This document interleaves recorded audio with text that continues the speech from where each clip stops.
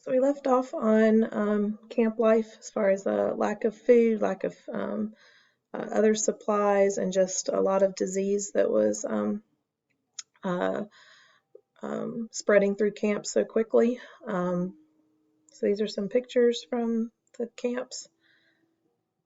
Here we see a lot of them. What we also see in the war is that more soldiers actually died, due to the diseases and the um, uh, infections and stuff that set in after the wounds than they actually did on the battlefield.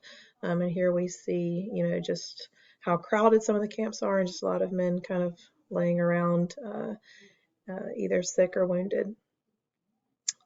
One positive side about the Civil War camps is also where baseball was really started in America. That to pass time, that was one of the things that Civil War soldiers were doing back at camp, was tossing a ball around and hitting it with a stick, and kind of came up with the game of baseball. So let's move on. Back to like just the problems with the Civil War wounds. We talked a while back about the increased or the different technologies of the war, and just how deadly a lot of these new weapons were, whether it be the Gatling gun that could rapid fire bullets, or the mini ball, which exploded on impact and caused a lot of internal wounds as well. But just the lack of medicine was also a huge impact on the number of casualties and deaths of the war. Both sides lacked bandages, medicine, anesthesia. It was very common for infections like gangrene to set in on wounds, where basically the wound starts to pretty much kind of rot. And if you don't treat gangrene, it will cause death. And so basically the only option in many cases was to amputate. But the lack of anesthesia meant that there were amputations being done without anything to numb the pain or to put them to sleep. So they would often have to endure these amputations while awake until their body actually, shut it down by passing out. If they might have, a swig of whiskey or something like that, but there's not enough whiskey that's going to make the cutting off of your leg not torturous. So here you see in one of the pictures just the pile of limbs that are laying there. You also see an amputation being portrayed there in that bottom left picture, and the different hospital settings there. And speaking of medicine, one of the famous people of the war was a nurse named Clara Barton. Clara Barton was nicknamed the Angel of the Battlefield because she treated so many soldiers on both sides, even though she was an actual Union nurse, but she treated many, many men actually out on the battlefield. So they called her the Angel of the Battlefield. She said, "I may be compelled to face danger, but never to fear it. And while our soldiers can stand and fight, I can stand and feed and nurse them."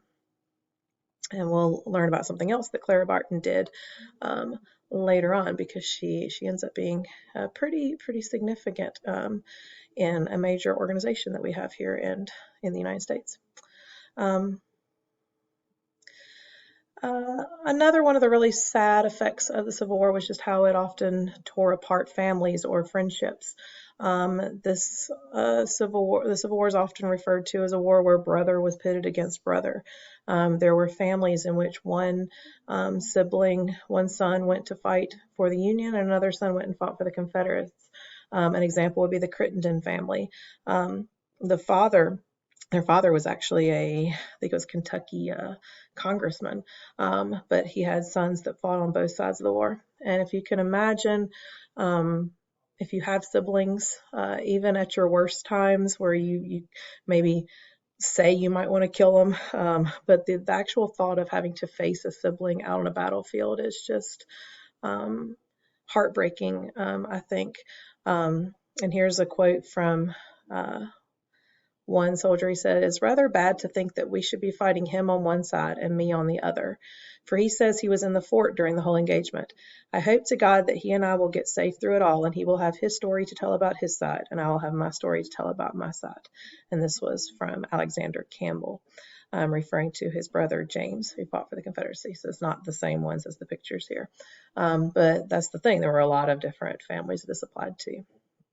Also, friend against friend. One really famous example of friendships that were torn up, or not necessarily torn apart by war, but were being where friendships where one friend is on one side and one was on the other, was Louis Armistead and Winfield Scott Hancock, who were both at the Battle of Gettysburg. And there's actually a memorial at Gettysburg today to these two men. And you can take a moment and read the story here, but basically they had to fight against each other in the Battle of Gettysburg, and Armistead ended up being killed, but prior to his death, he left his prized possessions, his most important kind of family heirlooms, to the wife of Hancock, just showing just how close that they were. And prison camps during the war, if you imagine just how bad the conditions were in the actual soldier camps, you kind of can think of how bad it would have been in prison camps, because obviously if you're lacking food and supplies and medicine and all of that for your own soldiers, you're not going to be providing them for prisoners that you take from the opposing side. But one of the worst of the prison camps of the whole war was in Andersonville, Georgia. It was a Confederate prison that held 45,000 Union soldiers. 13,000 of them died while they were there from disease and poor sanitation, malnutrition, overcrowding. They were exposed to the elements, lacked food. The picture on the bottom left is a really startling picture. It's a real picture, and you can see how that man is essentially just bones. That he's so malnourished that his skin is deteriorating, and he's basically just bones sitting there. So these were some of the conditions at Andersonville, which was the worst of them. But they lacked medical care, they lacked housing, food, clothing, and all of that. All right, so moving on back to kind of military things here. General William Tecumseh Sherman, pretty complicated guy here as far as his reputation after the war. He was a Union soldier, or general, and most of his significant impacts on the war happened in 1864, and most of it was in the state of Georgia.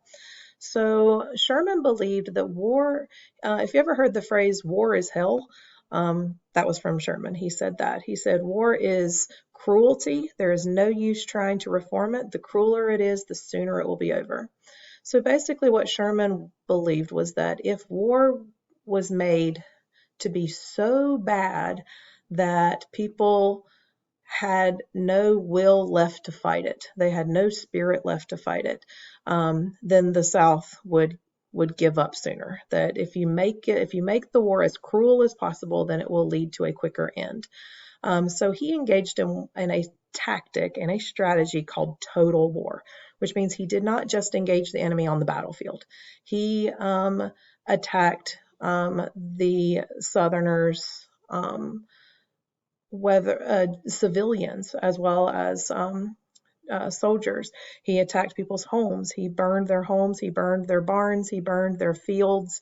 He killed their livestock, looted their homes, all kinds of stuff. And this is something that you generally don't do during war. You generally, avoid trying to wage war on civilians. But Sherman, he started off in Atlanta, Georgia, which was where there were some supply lines going through. He cut the railroad lines there. That was his first kind of effort there. But then he essentially laid siege to the city of Atlanta and then set the city on fire. After destroying the entire city of Atlanta, he proceeded to lead his men, his troops, marching from Atlanta towards the coast of Georgia, which was a 250-mile march. And along the way, they destroyed all the property that they came across, pretty much. They destroyed homes, cut railroad tracks, burned people's barns, set slaves free, did that, promised them that they would eventually receive 40 acres and a mule. We'll talk about that later on. But the idea of doing this was to demoralize the South. Remember, one of the things that the South had going for them was their spirit, their dedication, their reason to fight. And so what he's trying to do is to say that if they have nothing left to come home to, then they'll have no spirit left to fight. So he continued to burn everything along his path from Atlanta to Savannah. He eventually reached Savannah, Georgia, and captured that city on Christmas Eve of 1864.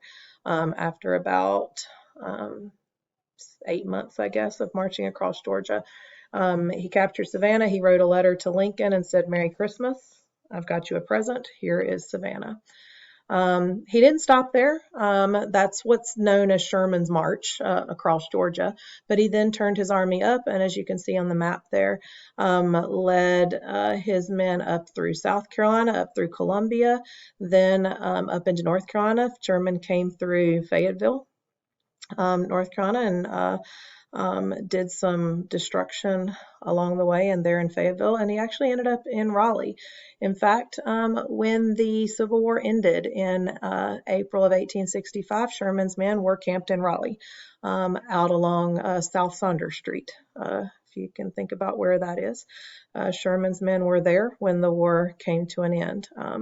His men looted our Capitol building, stole a lot of papers and a lot of stuff out of the building, including the North Carolina copy of the Bill of Rights, dating back to 1790, when each state was given their own copy of the Bill of Rights. Sherman's men captured that as a sort of a spoil of war, and it took like 200 years before we actually ended up getting it back. This is a really cool story that I don't have time to share with you now. But anyway, Sherman was right there in Raleigh. Here's a picture of his march. So you can see from Atlanta to the sea, ending in Savannah, but then turning up into South Carolina, North Carolina. And Sherman ended up being one of the most hated people of the war for Southerners. A lot of Southerners viewed him as kind of the devil in human form for having carried out so much damage against people and their way of life and their homes and stuff like that. So there's some great stories here that I don't have time really to read for you, but here's one that's from a kid who met Sherman and said, "I don't see any horns. You're supposed to have horns," kind of referring to thinking of Sherman as the devil. All right, so 1864, there's another presidential election. And the most important thing about this one, Abraham Lincoln is running again. He's chosen a new running mate, Andrew Johnson, who is a Democrat from Tennessee. That's important because what he's trying to show is a unification kind of ticket here by choosing someone who's of a different party and someone who is from a southern state to be on the ticket with him. It shows that he's trying to keep the country together, to bring the country together, and that he's willing to kind of work across lines to do that. But look who he's running against. None other than George McClellan. Hope you all remember him. George McClellan, Union General. He sucks. Got fired by Lincoln. I think it's kind of interesting to see that he's running against him now for the presidency. McClellan's point of view is that he believes he can bring the war to an end. He's a pro-war Democrat, but he believed that because he has a military background, he knows how to end the war the best. So that's his pitch to the American people. Now, there was a third person running, a radical Republican, and we'll learn more about radical Republicans later. These were people who wanted to not only end the war, but punish the South for what had gone on, and we'll talk about them more later. But this is John C. Fremont. You may remember him as the first Republican to run in a presidential election back in 1856. But he was also in the war. You might remember him from the Mexican War. But he eventually dropped out of the race because he was splitting the ticket between himself and Lincoln. And so Lincoln ends up winning, mainly because of Sherman's march and the fact that the North was making progress. As you can see with the purple there, they have managed to cut into the South, and it's showing they were winning some big victories in 1864. So that's going to help Lincoln actually get to that victory, to secure that victory, because people believe that the war actually might be coming to an end.